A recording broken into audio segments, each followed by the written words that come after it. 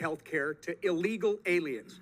You signed the Higher Education Omnibus Bill into law in May of 2023. That bill allows illegals to have their college tuition paid for by the state. You signed the Driver's License for All Act into law in March of 2023, and that bill allows illegals to receive driver's licenses. So, you claim you're not a sanctuary state. You just provide free health care, free college, and driver's licenses to illegal aliens. One reason you're here testifying before us today is because you refuse to cooperate with ICE. While states like Florida and Virginia empower their law enforcement to detain and remove criminal illegal aliens, you, sir, have done just the opposite. Your Attorney General is directing law enforcement to ignore ICE immigration detainers. Do you agree with the Attorney General's guidance? Well, Congressman, it's good to see you again, and thank you for being here. First, I would say is my job as governor of Minnesota is to make Minnesota the best state in the nation. Do you agree with the Attorney General's guidance?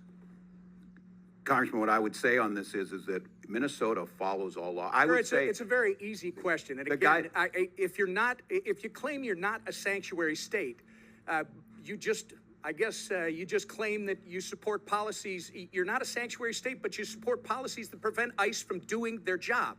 Congressman, isn't that right? That is incorrect, Congressman. We follow the same laws when you were in the Minnesota House. The law has not changed, if you'll allow me, I've got limited time. Well, that's what you tweeted, by the way, sir. On May 23rd, 2018, you tweeted, quote, "I support policies that keep law enforcement from enforcing federal laws," close quote. On May 17th, just this spring, at the University of Minnesota Law School's commencement ceremony, you said, quote, "Donald Trump's modern-day Gestapo is scooping folks up off the streets." When you said the words modern-day Gestapo, you were referring to ICE agents. Gestapo, by the way, sir, was the official secret police of Hitler's Nazi Germany. So you're calling ICE agents modern-day Nazis. Given the attacks on ICE agents that took place in Los Angeles over the weekend, don't you regard your dangerous, inflammatory rhetoric as a problem?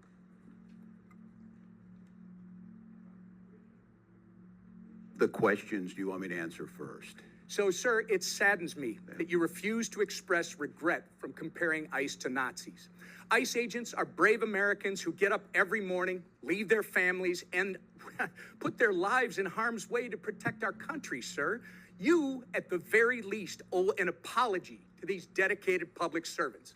I will say, sir, inflammatory rhetoric such as yours and the other governors on this panel is responsible for putting a target on the back of every ICE agent who is risking their life to protect our communities. Minnesota is all too familiar, by the way, with the chaos that ensues when you refuse to work with law enforcement to enforce the law. In May 2020, looting, acts of violence, and arson occurred on your watch in Minneapolis after you refused to bring in the National Guard. Governor, your agenda is clear: free health care, free college and driver's licenses for illegals while handcuffing law enforcement when they're trying to protect our citizens and their communities. If you think that's not a sanctuary state, you shouldn't be governor.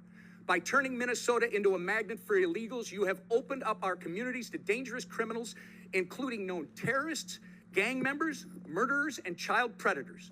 You have sent a resounding message that if you're a hardworking, law-abiding citizen of Minnesota, your safety and well-being are not the priorities of Tim Walz and his administration. But if you're coming to our state illegally, you're not only welcome with open arms, you're entitled to free stuff on the taxpayer's dime. This is absolutely disgraceful. Governor Walz, your sanctuary state agenda has been defined by your utter failure. You have failed to enforce the rule of law. You have failed to uphold our national sovereignty. And most importantly, you have failed the people of Minnesota. The time for radical sanctuary state policy, sir, is over. The voters made that clear last November when they elected President Trump and Vice President J.D. Vance. You remember him, don't you? Governor, the time for real leaders and real leadership is now. And with that, sir, actually, Mr. Chairman, I ask unanimous consent to introduce into the record the governor's tweet that I referenced from May 23rd, 2018, which makes it clear his hatred for federal law enforcement. Thank you. Without objection, so ordered. Mr. Chairman? Yes. Mr. Chair Chairman. recognizes Mr. Mfume. Mr. Chairman, thank you.